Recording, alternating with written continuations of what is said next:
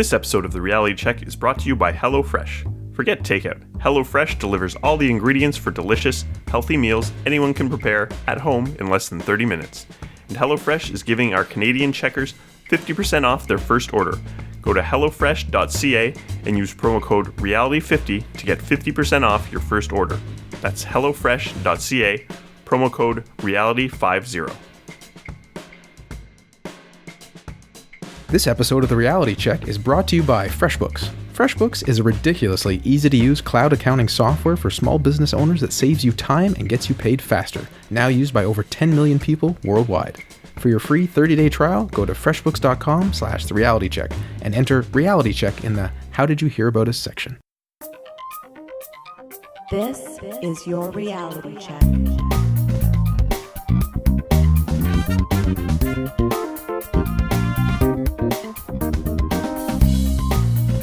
Hello and welcome to The Reality Check, your weekly Canadian podcast that explores a wide range of controversies and curiosities using science and critical thinking. Today is December 9th, and it's just me, producer Pat. If you listened last week, you heard that the crews got the week off because Adam got married. So congratulations to Adam and Vera on their wedding, and in honor, this week we offer you a wedding-themed mashup episode. First off, we're going to listen to a game we played back in January 2014. Now, a bit of an explanation.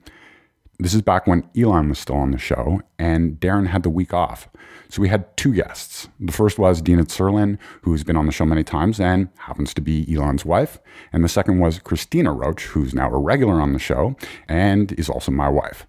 So fifth wheel Adam decided that he was going to run a game, a Newlywed game. So maybe not the most serious segment, but hopefully fun for you to listen to. So fake reality TV is a somewhat new thing, but fake game shows have been around forever.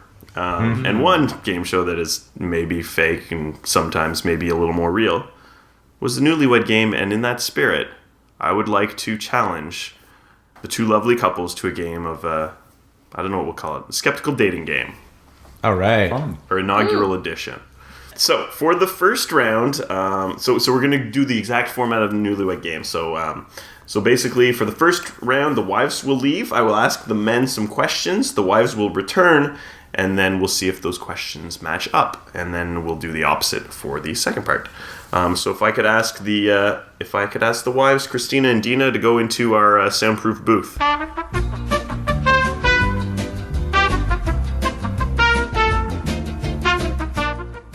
So I'm going to have three questions for you guys. If you want to write down your answers so that there's like that emotional reveal when you show the answer to your significant others, wives, that would be cool.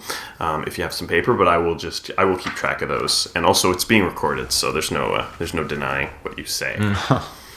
So first question, and I'll alternate. I'll ask one of you, and then the other. So Pat, who would Christina say is your favorite skeptical person of all time? That answer could go any one of a number of ways.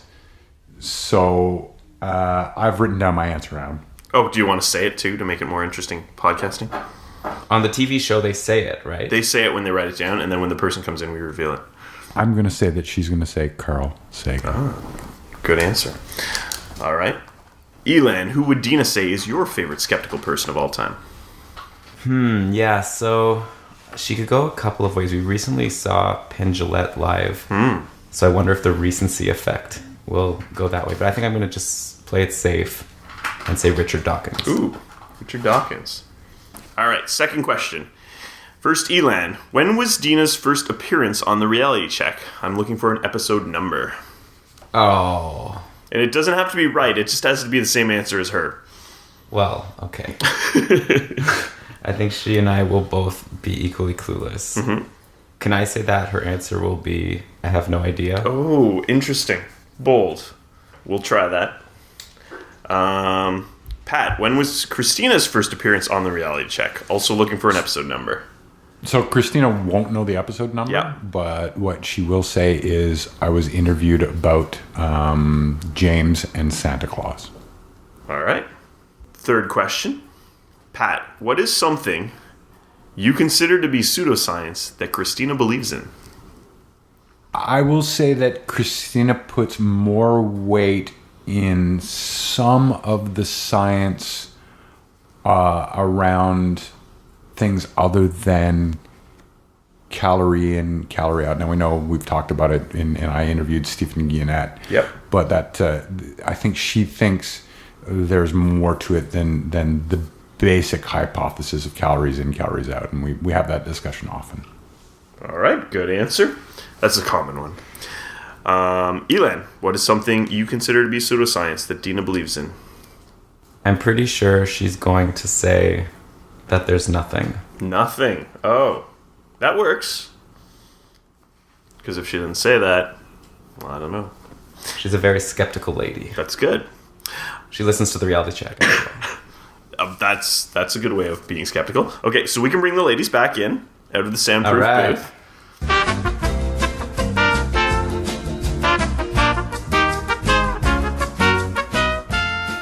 Hey ladies, welcome back. Like in the real Newlywed game, the first 3 questions are worth 5 points each, then the next 3 questions are worth 10 points each, and then the last question is worth 25 points. It makes no sense, but it makes for better television, because you always have to have things like determined by the later games. You can't have someone winning and then like it be insurmountable. So these questions don't count for much, but we're going to go through them anyway. So first question, Christina, who is Pat's favorite skeptical person of all time? I would say Neil deGrasse Tyson. Neil deGrasse Tyson. Pat, you want to show her the answer? Carl Sagan. Carl Sagan. Really? Well, you know. All right, this is our chance, Dina. Dina, who is Elan's favorite skeptical person of all time? I'm going to say Richard Dawkins because he's read the most books by him. Bam, 5 Carl points. Sagan, really? Woo! 70s? That's reaching. Second question, Dina. What was your first appearance on the reality check? I'm looking for an episode number. Oh, this is frustrating because I actually said the episode number myself. Okay, so this is 218. No. Oh, I'll be quiet. No table chalk, Dubrowski. Okay, 196. 196. Elan, what do you have? This is 281. Oh, That was like 3 years ago. It was actually episode 267. That's the answer. I wrote that you would say, I don't know. Which you... that wasn't an option. No, I thought maybe you would say it anyways, I but I asked guess the question you didn't. that I asked Elan, that's why.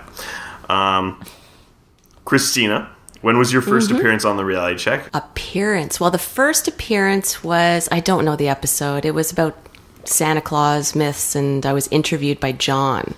I'm gonna give you the points because he also said you wouldn't say a number, but that you would say that it was about talking about Santa Claus and James. You had the right idea. It was episode 20. We're tied. Oh wait, was the second one worth more than the first one? No, you are tied at 5 points each. Okay, good. Third question, Christina. What is something that you believe in that Pat considers to be pseudoscience? I can't think of something. I don't know, I'm drawing a blank. I can't think of something. Pat, you want to show your answer? Things other than calorie in, calorie out. Oh, we were talking about that this morning. Yes. Dina, what is something that you believe in that Elan considers to be pseudoscience? I don't think there is something of that nature. That's a good answer because that's exactly what Elan said. Yeah. 5 points. You're in the lead, All but right. again, these points are worth nothing. All right, so now Pat and I leave, right? Pat and the boys can leave, and I'm gonna have a few questions for the ladies.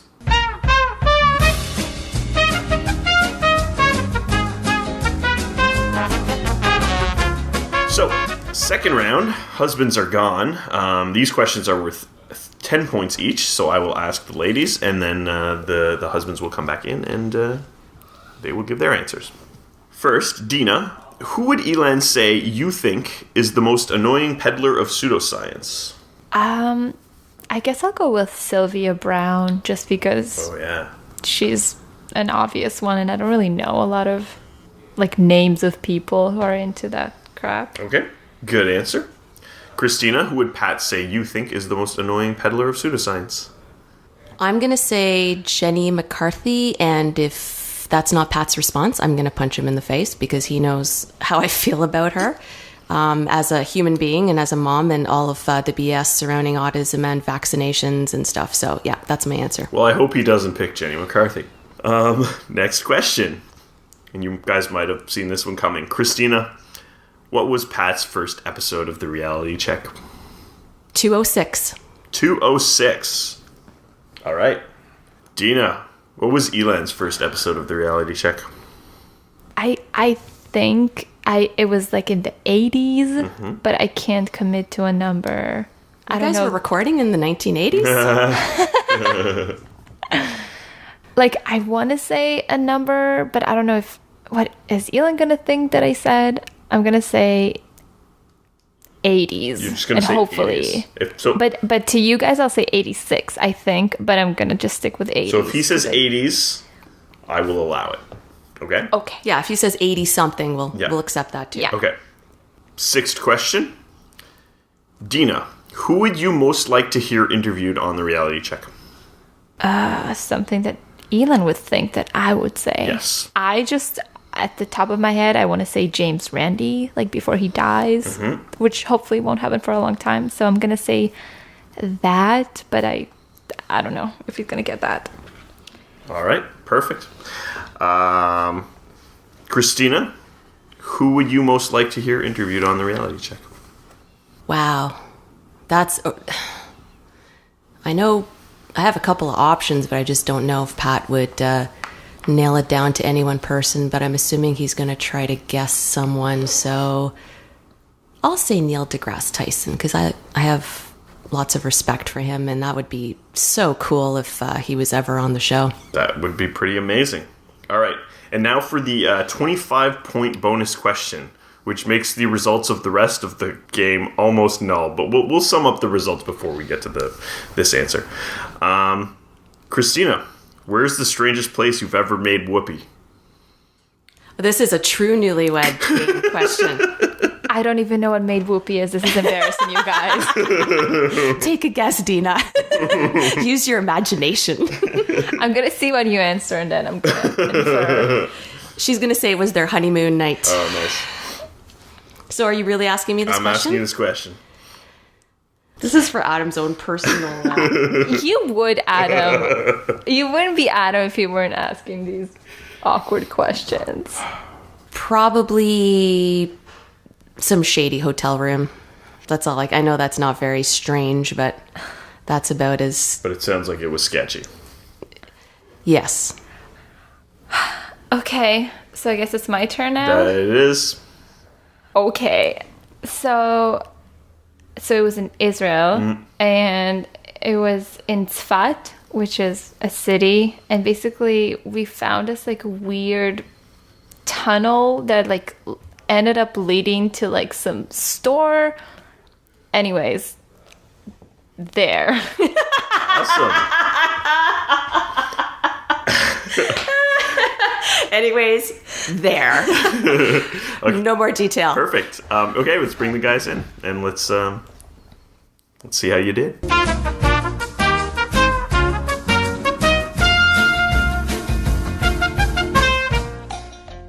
So, 3 more questions. These ones are worth 10 points each. And then there's the 25-point bonus question. Ooh. So, Elan, who would Dina say is the most annoying peddler of pseudoscience? Okay, I'll give an answer. I don't even think it'll be the answer, but I can't think of anyone else. So, Sylvia Brown. Nice. You're so good. As soon as you hear Christina's answer, though, you'll be like, "Oh my god, that's what it should have been, and that's what I thought." But I'm glad that you didn't. I just thought of like the most popular one. It's good. Pat, who would Christina say is the most annoying peddler of pseudoscience? I can say with absolute conviction that she would say Jenny McCarthy. Nice. Yeah. That one. Pat, what was your first episode of the reality check? Look for a number. Episode 216. All right. Christina said 206. I had 173, What? which is, You're both which is wrong. the first time you did a parody episode. Oh. Christina's correct. I'm correct. It's the Christine first... is I mentioned correct. it earlier. I said, shout out trivia, 206, first episode that... Well, regardless, you guys didn't match. So, Elan, what was your first episode of the reality check? Once again, look for a number. I know the answer of when I joined, but not. I know I did one other episode before, Yeah. but I'm going to guess maybe she knows the one I joined, which was 66. Okay. She said 80s. Okay. Or 86. It wasn't the 80s? My first one where I joined full-time was 66, and I remember it because that's obviously Mario Lemieux's number. So. And you're... Obviously. Oh, yeah. Your first But I episode was actually, I 41. did do one. Yeah. 41, right, when... Anyway, yeah, I was not there for that episode. So no points awarded for that round. So it's 15 for Pat and Christina, and it is 20 points for Elan and Dina. The last legitimate question here before our bonus question. Elan, who would Dina say that she would most like to hear interviewed on the reality check? Oh. Well, I guess I'll go back to what I said before when I was trying to come up with my answer of who my favorite skeptic is, but not the one that I ended up picking. I'm thinking the one that I was thinking might be the other option. So I'm going to say Penn Jillette. Penn Jillette. Well, anyways, no, it was James Randi. Oh, we've already had him on the reality check. Did you know that? You did? We interviewed Yeah. him in episode 104. So, Pat, who would Christina say that she would most like to hear interviewed on the reality check? I'm trying to think of whether or not Christina would repeat the same answer twice because I think Neil deGrasse Tyson is a really excellent answer. So I'm between that and Chris Hadfield. But I'm going to go with Neil deGrasse Tyson. That, Oh, no. I just love him. Oh, but you know no. what's funny? Chris Hadfield was my sort of second choice because, you've been wanting to have him on the show, but... So if my math is correct, we're 5 points ahead going into the last question, Adam. that's correct, Pat. You and Christina have 25, and Elan and Dina have 20. So now we go on to our 25-point bonus question. So God. obviously, like with the real game, it doesn't matter how you did before. This is like the golden snitch, and if you get this one, then you win the whole game. But not really, because it does matter, because if we both get tie, it right, yeah. then they win. Oh, you're right. both You're get it right. wrong. So if you get, good point. We need to get it right, and we need them to get it wrong. I'm confident. Okay, so I'm confident in them getting it wrong. I don't know about us getting it right. All right. Pat, where's the strangest place you've ever made whoopee? Yeah, it depends on how you define whoopee. I'm going to say in the hot tub in our backyard. Nice. That was tough. I couldn't think of... as I said to Adam, there's just been so many places. She couldn't said- think of anything yeah. appropriate for the air. Shore Breeze, Shady Motel. That's all I could think of. Elan, where's the strangest place you've ever made whoopee? Right. Well, we're actually saving ourselves for our 10-year anniversary. So. No, okay. So I'm going to have to look away from Dina because I have a few answers. I just want to kind of cycle through. I'm not sure. So I think there's the classic sort of parents' place is kind of just strange, but maybe it's sort of at the same time. So it's normal. Strange, but it's strange in the necessary moment, but sometimes. everyone's done that. Yeah. Yeah, I'll say it at her parents' place. All right. Dina? Is that wrong? No, That's that's wrong. so The answer is wrong. way more interesting than Is that. Yeah, you're just so vanilla. Now everyone's gonna think we're so boring. But you've exposed the real answer that I don't even remember. Prove them wrong, yeah. It's fat. Oh, downer. That sucks. That's an obvious answer. So obvious. So no points awarded for the final bonus question, no. which is fine. So Pat and Christina, Pat and you Christina win. That's fair. We've been married long. This is true. We both answered the same number of questions correct, but you guys win. Good job. win. Oh, that's Good job. that's true because of the backwards way that points for game shows works solely for the purpose to make things seem more interesting and not to actually make the game better.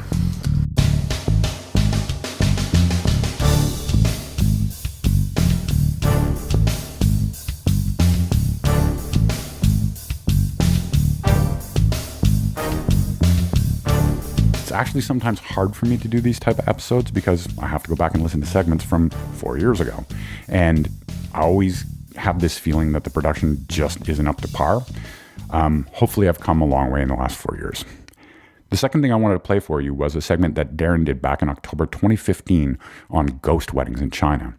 Now, the other voice that you're going to hear is that of Ken Milne. Ken is an emergency room doctor and the host of the Skeptic's Guide to Emergency Medicine podcast, and he was our guest that evening. Here's a headline I recently came across. 3 people arrested in China for stealing corpse to sell as bride for ghost wedding. Okay. Although we've had a lot of quiz-like stuff already, I did want to ask the panel, before I go any further, do you think this is true? Yes. That wouldn't surprise me. Sorry, people are stealing corpses to marry ghosts. Something close to that. Yeah, it just sounds creepy. Right, it does. And the story further goes on. Here's a quote. Police in northern China have detained 3 people suspected of stealing a corpse to sell as a bride in the ancient Chinese rite of ghost weddings, which joined single people who died for a belated marriage in the afterlife. Okay. A Chinese news agency said the main suspect was a 72-year-old man that heard of the death of a young woman in Shanxi province and thought he might be able to sell it to relatives of single dead men. I know, it does sound absurd. It was reported that this guy had 2 accomplices, and they negotiated the price of about 5,000 Canadian, which is less American. Fair. And their cover was pretending to be relatives of the woman. The 3 men were caught by villagers who alerted police when they saw them using the local tomb of the woman. So what are the laws regarding ghost weddings? They have to be in the same place? What's the deal? Well, going a bit further, Zhu Keqian, a professor of Chinese language and culture at Nanjing Normal University, was asked about this and said that afterlife matrimony is a practice going back centuries and happens occasionally in poor rural areas where people are superstitious. He said that marriage would ward off bad luck associated with dying while single. He thought pressure was bad here. In some cases, 2 corpses were married because they had been a betrothed couple who died before their wedding. Now, that does that's fair. sound preposterous. But of course, once you check Wikipedia and you find that it's true, it must be true.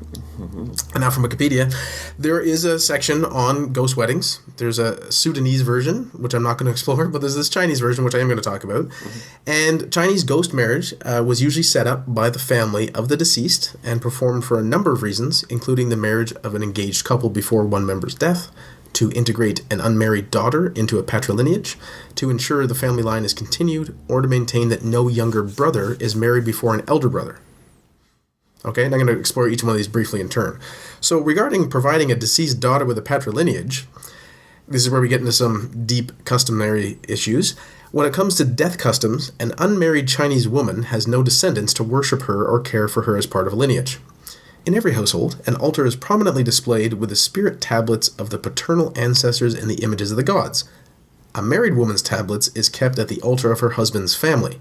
However, should a woman of eligible age pass away unmarried, her family is prohibited from placing her tablet on the altar of her natal home. She's kind of just left out. Instead, she will be, quote, given a temporary paper tablet placed not on the domestic altar but in a corner near the door. Oh.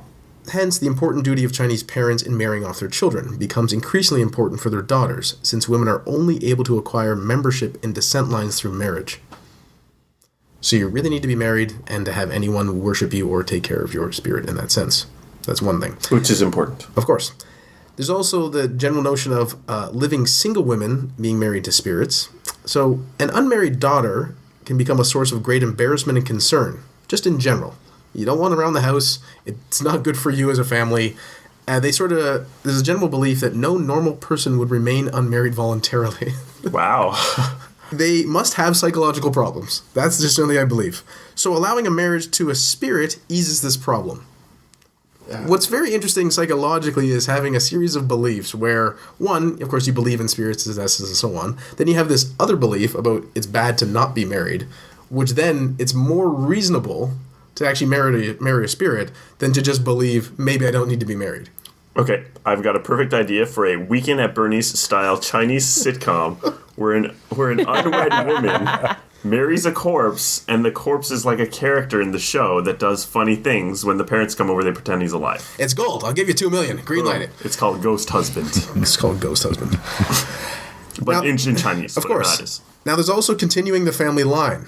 And there's some other interesting tidbits here. So a man in China does not marry so much for his own benefit as for that of the family, to continue the family name, to provide descendants to keep up with the ancestral worship, and to give a daughter-in-law to his mother to wait on her and be, in general, a daughter to her. Great for her. Yeah. At least that's our northern perspective. Since a daughter is not considered a potential contributor to the lineage into which she is born, but rather expected that she will give the children she bears and her adult labor to the family of her husband, the wife of a deceased son would benefit her husband's family by becoming a caregiver in their home. So, once the deceased son had a wife, the family could adopt an heir or a grandson to continue on the family line. Okay? Now, you're like, well, how do you get a lineage from, the spirit? You can't actually. They're not saying there's immaculate conception, that sort of thing, or who knows what's happening with progeny, but the idea is that once there's a marriage, in theory, you can have children by adopting them. Oh, okay. It's more plausible that way. Oh, right. So the purpose of the daughter-in-law was not to produce offspring, as she was to live a chaste life, but she became the social instrument to enable the family to adopt. Yeah. All right? Oof. So it was just a short little segment that, in short, ghost marriages are actually a thing. They're not necessarily that common, but they do happen, and it seems like they happen for what we'll say are logical reasons once you accept a certain series of premises, which we do not accept at all, typically on this show. Yeah. But if you do, then there does sort of have this, well, okay, I believe in X and Y and Z, so what if I now do ABC because I still want to achieve certain goals? It's so strange, and it's also so based on cultural things which aren't a part of our day-to-day life, so it just seems so kind of bizarre. I would also like to say that the name ghost wedding seems like a misnomer. If you're stealing the corpse, then it's a corpse wedding. Otherwise, the ghost is like it's not physical, so you could just say there's a ghost there even if it's not. That is true. Now, there are multiple types. So you could have two spirits marry each other, and then if you had access to the corpses, you would put them side by side in a tomb. Sure. But you could also have situations where the one person is alive and the other person is a spirit.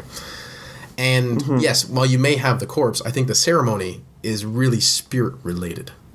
Yeah. So they don't actually believe you're marrying the corpse, you're actually marrying the spirit. You're not wheeling Exactly. Weekend at Bernie's style down the aisle. Once again, they probably weren't wearing sunglasses or dancing. Yes, that is true, Adam. Well, Adam is still working on this. Exactly. He's like, but there should always be dancing at a wedding, even if they're dead and wearing sunglasses. I've never heard of this. Me neither. It was a movie in the 80s. There was a sequel. It makes me wonder if we had zombies, if it would be legal to marry a zombie before they got all the laws figured out. Like, the law lags so much, This is why we love Adam on the show. If we had zombies, I wonder if you could marry one. Well, I hope you enjoyed this special mashup episode of The Reality Check all about weddings in honor of Adam and Vito's wedding. Congratulations again, guys. I and the rest of the crew will be back with a brand new episode next week. Until then, think better to act better. Peace out, cuboids. Stay classy, not smart-assy. Good night, everyone. For show notes or to discuss this episode, visit our Facebook page and website at trcpodcast.com. For general inquiries or to send a topic or parody suggestion, email info@trcpodcast.com. Help support the show by leaving a review on iTunes and liking us on Facebook. Follow us on Twitter at @TRC_podcast.